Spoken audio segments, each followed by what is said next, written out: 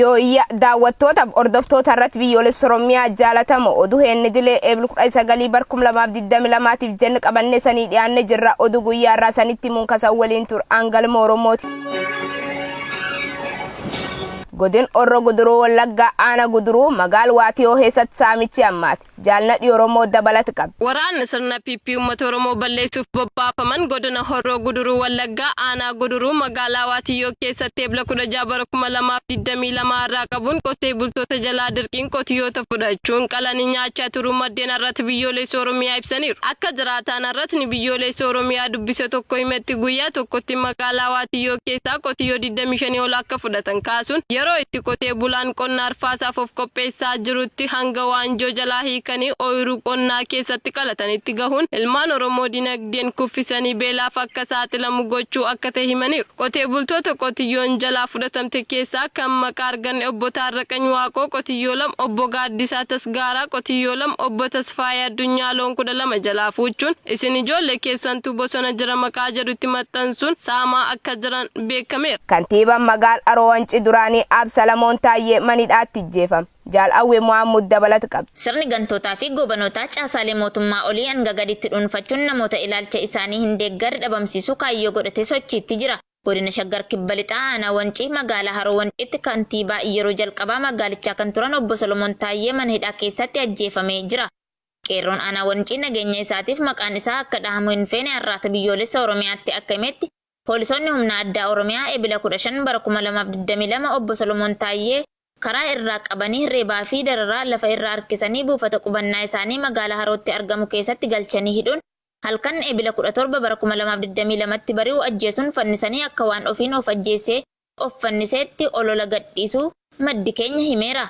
Maddi keenya kun obbo Solomoon Taayyee uummata biratti nama jaallatamaa fi kabajamaa ta'uu ibsanii yeroo kantiibaa magaalaa Haroo Wancii turanitti kallattii uummata fayyaduun itti gaafatamummaa isaanii ba'aa turuu himu. Itti dabaluunis yeroo hojiirra turanitti hirmaannaa uummataatiin siidaan artiistii Haacaaluu Hundeessaa magaalicha keessatti akka ijaaramu gochuu isaanii hordofuun yakkamaa godhanii hojiirraa ari'uu maddi keenya kun ibseera. Erga hojiirraa ari'anii jireenya dhuunfaa isaanii jiraachaa kan turan obbo Solomoon caasaa bilchiginnaa haaraa ijaaramu keessatti hirmaachuu waan didaniif seelii diinaa waliin hojjechaa waan jiruuf dirqama mootummaa itti kenname baachuu dida jechuun kaabinoonni bilchiginnaa obbo Solomoon Taayyee irratti shira xaxaa akka turan himan. Uummanni naannoo walitti ba'ee reeffa obbo Solomoon awwaaluuf gaafatus waan ofii of ajjeeseef reeffi qortamuu qaba jechuun kaabinoonni reeffa magaalaa Finfinneetti erguu qeerroon Aanaa Wancii kun himeera.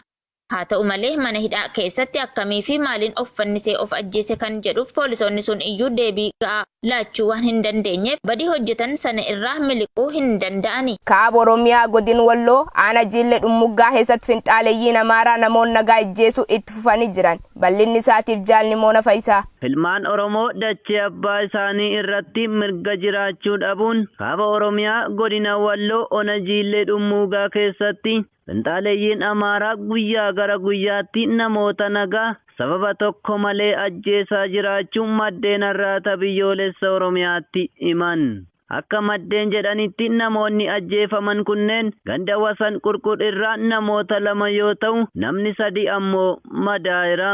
Saayid Mu'ee Umarii fi Yasuuf Awwaa Yasuuf kan jedhaman badii tokko malee kan ajjeesan yoo ta'u Aliyyi Awwaloo Aliyyuu, Ahmad Sheek Umarii fi Saayid Muhammad Diimaa kan jedhaman miidhaa jabaa irra ga'een hospitaalatti yaalamaa jiraachuu maatiin maddeeniif himaniiru.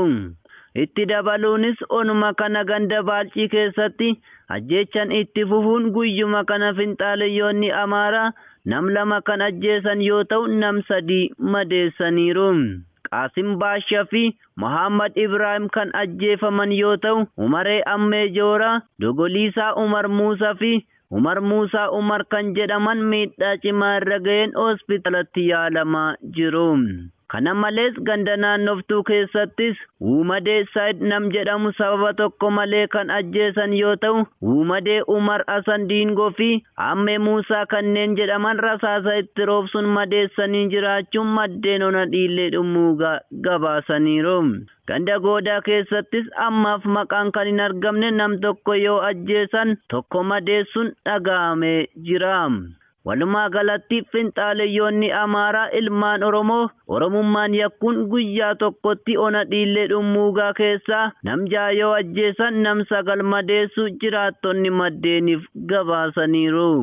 Kadaawwachuu jirtan oduu irratti biyyoolessa Oromiyaa irraa sanii darboo jir Suudaan lafa Impaayir Itoophiyaatiin irraa wal dhaboo jiran alfashaagan irdeebinkii jechuu CGTN Afrikaa gabaas jaalicciiti bantii dabalata qaba. Akka gabaasni CGTN Afrikaan gabaasetti mootummaan Sudaan lafa daangaa Impaayir Itoophiyaa waliin karaa baha biyyattii qabu naannoo alfaashaagaa irratti komii akka qabu deebisanii ibsaniiru. Yeroo ergamaan addaa dhaabbata mootummoota gamtoomanii baha Afrikaa Hanna Teetaay daawwannaa taasisan irratti alfaashaagaan lafa Sudaanii jechuun bakka bu'aan yeroo ministeera Haajaa Alaa Sudaan Ali Al-Saadiq ibsu CGTN Afrikaan gabaasa ebila 19 bara 2022 qabatee ba'een ifoomseera.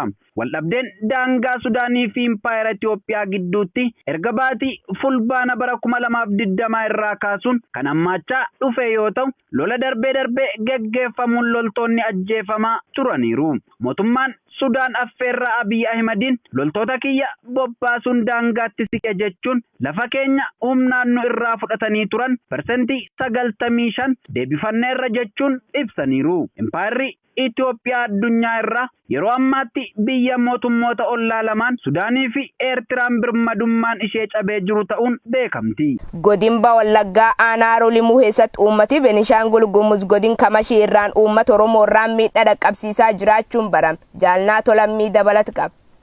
Mootummaan Impaayir Itoophiyaa Abiy Ahmediin durfamu uummatni Oromoo saboota ollaa isaa waliin akka nagaan jiraatu hin barbaanne. Uummattoota ollaa hidhachiisee itti kakaasuun Oromoota godina Wallagga baha Onaa Limuu irraan miidhaa dhaqqabsiisaa jira. Itti bu'insi torbee darbe uummata Oromoo godina baha Wallaggaa Onaa Limuu fi mootummaa naannoo Beenishaangul Gumuz godina Kamashii daangaa Ona Yaasoo irratti uumameen Oromoota 3 magaalaa Maqagibinaa irraa hojiif socho'aa turan ajjeesaniiru. Kaleessaa fi dheengaddaa ebila 17 fi 18 bara 2022 tarkaanfiin uummatni Kamashii karaa Ona Yaasoo irraan uummata Oromoo ganda Tikishaa, Gorbaa Guddinaa, Sagroo Guddinaa, Sugee Lalisaa fi Kalaalaa irratti miidhaa dhaqqabsiisuu itti fufuun namoota 5 kan maqaan nu hin ga'in ajjeefamu maddeen arraata biyyoolessa Oromiyaatti himaniiru. Kana malees uummata Oromoo gandoota olitti eeraman keessa jiraatan jalaa harroota 8 loowwan hedduu fi qabeenya mana keessaa saamanii deemu maddeen dabaluun ibsaniiru. Yeroo ammaa kana walitti bu'insi kun hammaachuun meeshaalee gurguddaa naannichatti uummatni Kamashii Ona Yaasoo irraan dhukaasaa akka jiru baramee jira. Mootummaan Impaayir Itoophiyaa aangoo siyaasaatiif kachuuf saboota wal nyaachisuu karoorfatee hojjechaa jiru. Ilmaan Oromoo daangaa uummattoota kibbaa Sidaamaa, Amaaraa, Affaarii fi amma ammoo akkuma bara 2018 daangaa Beenishaangul Gumuziin walitti bu'insi akka uumamu taasisuun miidhaa qaqqabsiisan har'as uummatni Oromoo qabeenya isaanii dhiisanii baqachaa akka jiran arraatni biyyoolessa Oromiyaa odeeffateera. Daawwattootaaf hordoftoota irratti biyyoolessa Oromiyaa jaalatamu oduun kenni dilee eebila 19 bara 2022tiif jenne qabannee sanii dhiyaan haa gammaasan dhageessaa tur qophiilee irratti biyyoolessa Oromiyaa haafan waliin turti gaarii.